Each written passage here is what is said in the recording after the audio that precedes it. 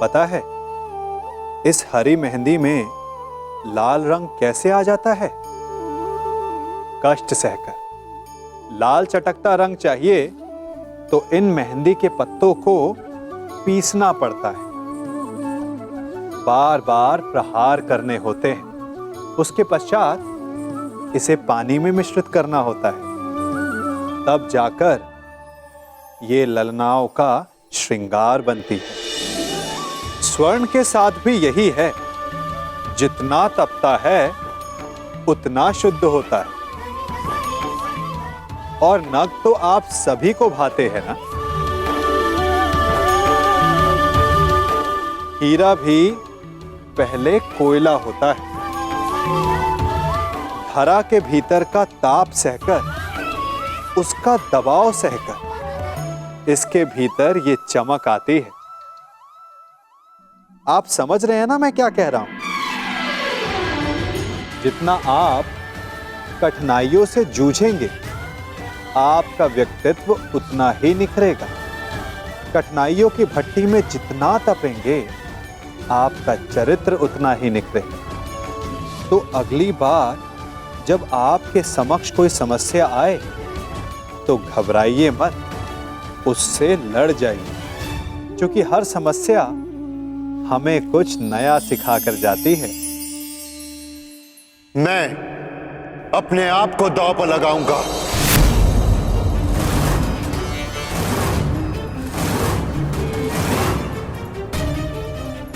नहीं ज्येष्ठ, दांव पर मैं लगूंगा।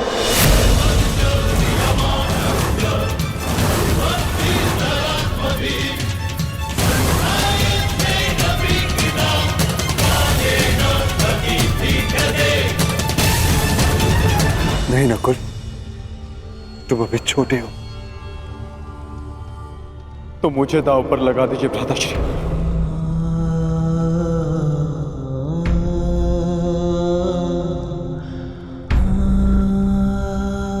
एक अवसर मुझे दीजिए।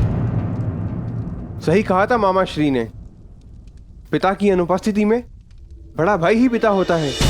पर मुझे तो एक पल भी ऐसा स्मरण नहीं होता जब आपने मेरा पालन ना किया हो, मुझे प्रेम ना किया हो। हर पल आपने अपना कर्तव्य निभाया है ज्येष्ठ। आज मुझे अपना कर्तव्य निभाने दीजिए। नहीं अनुज, अगर कोई दांव पर लगेगा तो वो मैं। नहीं भ्राता, यदि दांव में मैं हार गया तो आप मुझे युद्ध करके छुड़वा लेंगे, परंतु यदि आप हार गए तो मैं आपको नहीं छुड़वा पाऊंगा भ्राता।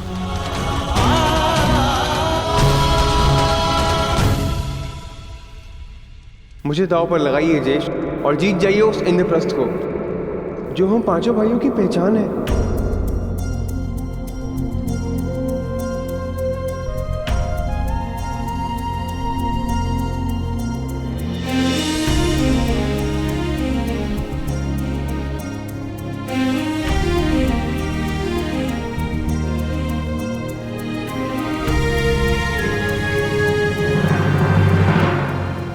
मैं अपने अनुज नकुल को दांव पर लगाऊंगा।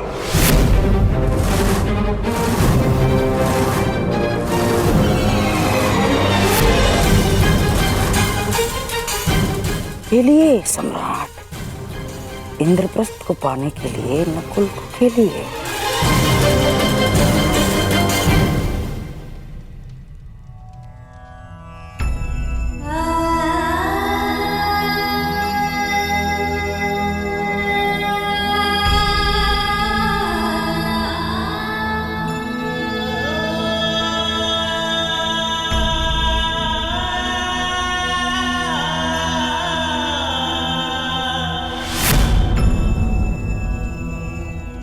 तो बोलिए सम्राट, अब एक ओर है नकुल और दूसरी ओर दुर्योधन ने जीती हुई सारी संपत्ति। इंद्रप्रस्थ समेत। अब बात आपके मान सम्मान और संपत्ति की है, तो पहला पासा आप ही खेलेंगे।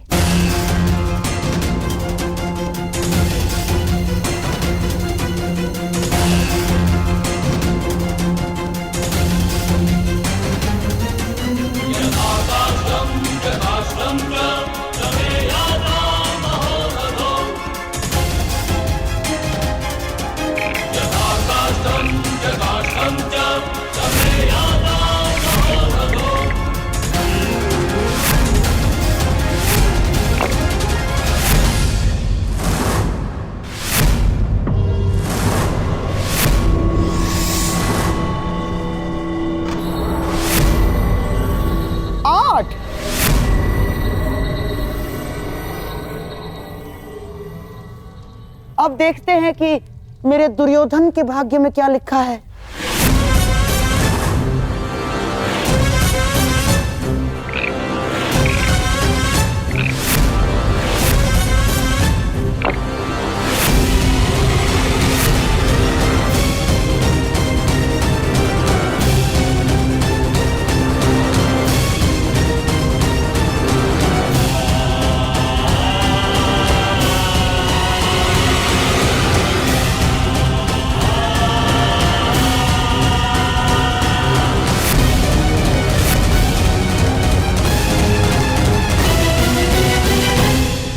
मामा श्री, अंतिम अवसर है। मुझे 12 चाहिए मामा श्री। दुर्योधन, पासे तो भाग्य के अधीन होते हैं। अब देखते हैं तुम्हारे भाग्य में क्या लिखा है।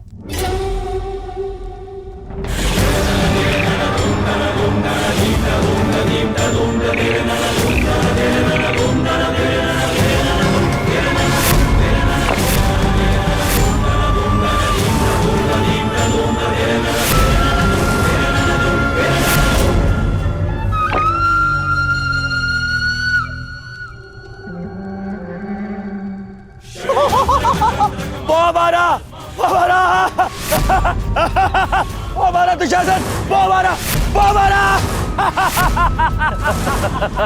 हमारा सीधे पांव पारा।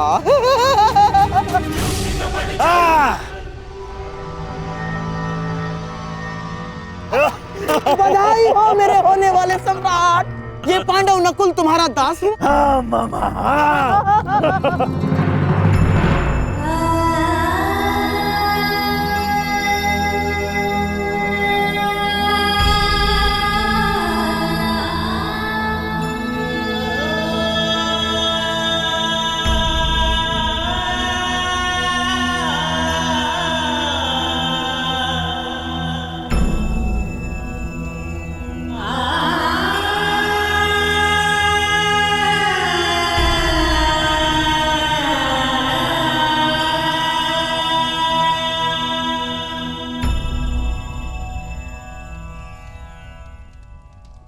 नहीं ज्येष्ठ, मेरे गर्व के पल को यूं अपने आंसुओं में मत बहने दीजिए।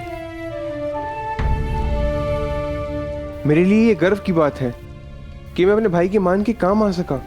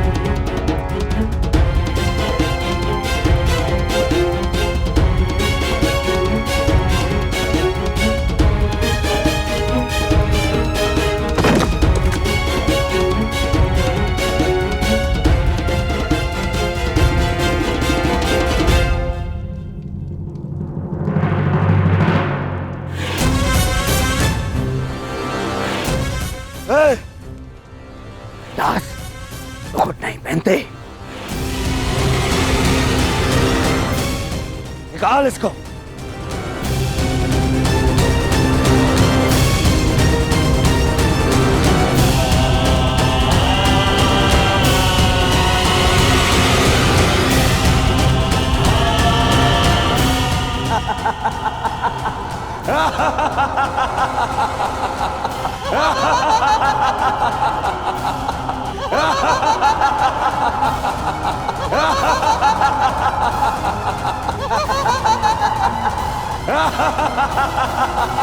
कैसी सभा है ये और कैसा खेल है जिसमें एक भाई को दूसरे भाई का दास बनाकर बिठा दिया गया है।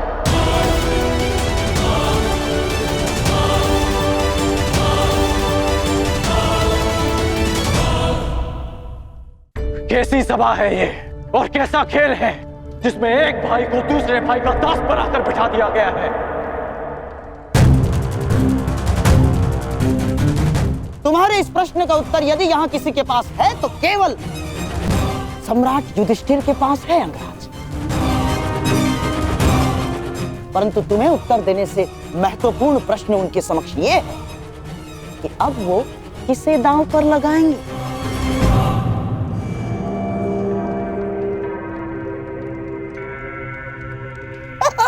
समझ गए अंगराज?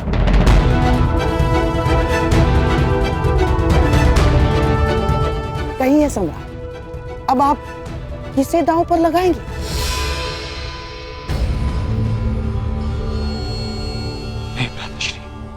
नहीं ज्येष्ठ, अब और नहीं।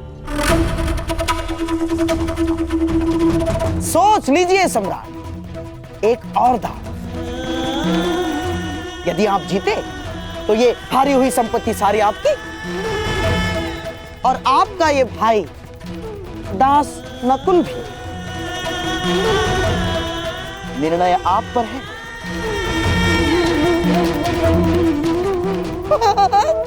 सोच लीजिए।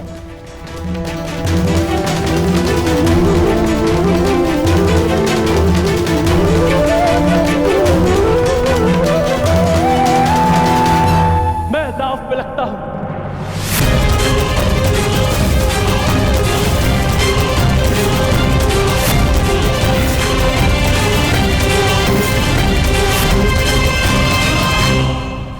नहीं नहीं सहदेव, नहीं।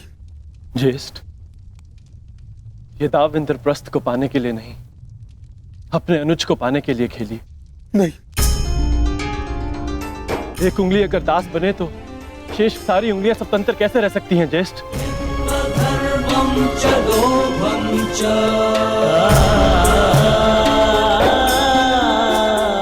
मुझे विश्वास है कि आप मुझे अवश्य जीत लेंगे और नकुल को भी।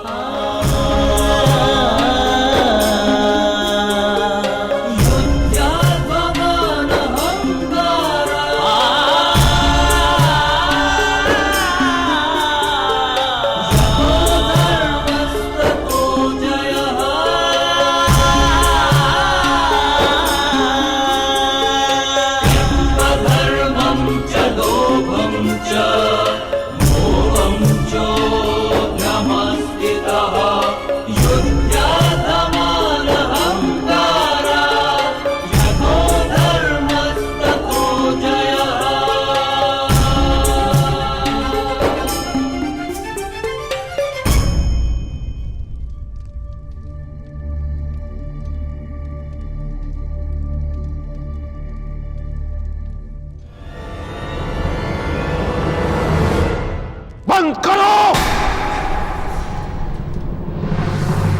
इसे क्षण समाप्त करो, इस खेल को, इसे क्षण!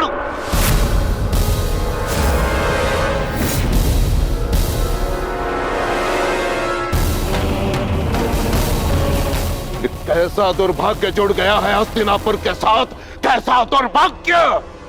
अरे कुरुवंश के 2 राजकुमार, उन्हीं का भाई उन्हें उनका दास बना रहा है। अरे क्या ये वही कुरुवंश है जो अपने भाई के अधिकार के लिए महामहिम अभी तक जीवित है? क्या ये वही कुरुवंश है जहां महाराज पांडु अपने राज्य, अपने पुत्रों को अपने भाई के विश्वास पर छोड़कर चले गए थे?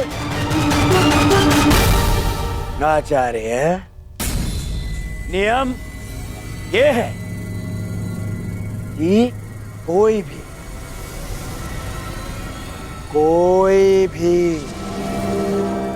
इस युद्ध को रोक नहीं सकता। सम्राट नियमों से बंधे हुए हैं, महामहिम भी नियमों से बंधे हुए हैं, परंतु मैं नहीं दुर्योधन। मैं तुम्हारा गुरु द्रोण हूं और मैं तुम्हें आदेश देता हूं कि अभी से क्षण इस खेल को बंद कर दो। आप अपनी शिक्षा का मूल्य, अपनी गुरु दक्षिणा ले चुके।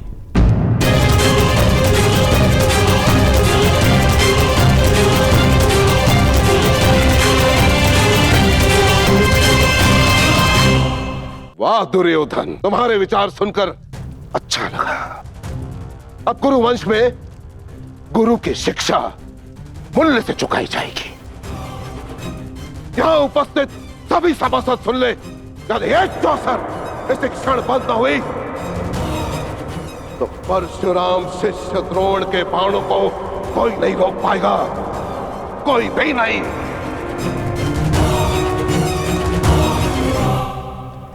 मैंने कहा था ना, इन्हें यहां मत बुलाओ। क्यों बुलाया आपने ने यहां? बन गए ना ये यहाँ पे बाधा।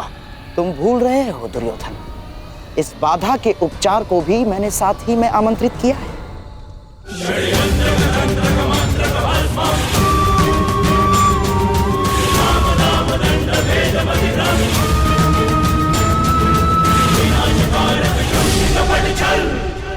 पिताश्री, हमें नहीं भूलना चाहिए कि आज हम जो कुछ भी हस्तिनापुर की कृपा के कारण, महाराज धृतराष्ट्र की कृपा से, और वैसे भी कुमार दुर्योधन से मेरी मित्रता वर्षों से, इसीलिए मेरा कर्तव्य है कि मैं उनका पक्ष लूं और सदैव उनका पक्ष लेता रहूंगा।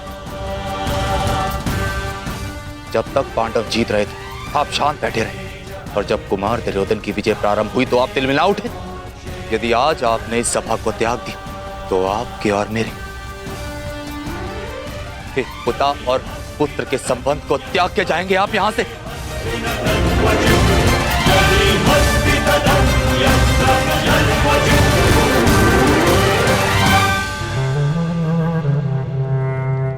आचार्य द्रोण, अब आप इस सभा में रुके हैं अपनी इच्छा से, अर्थात अब आप इस सभा के सभासद हैं और नियम अनुसार सभा के समाप्त होने तक आप नहीं उठेंगे, अन्यथा आप दंड के पात्र होंगे।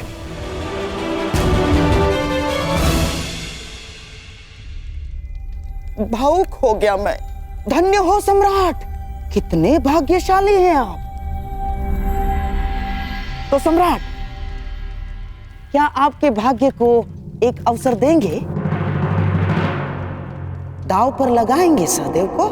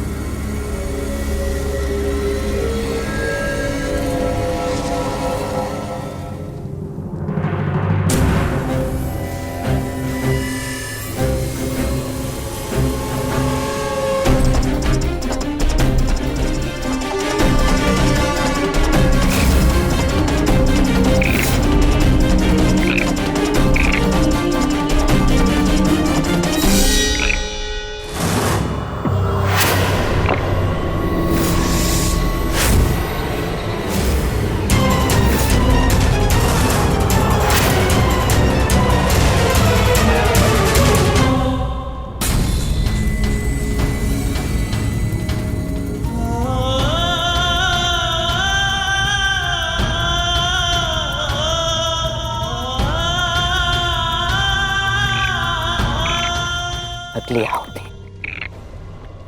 माद्री पुत्र सहदेव की।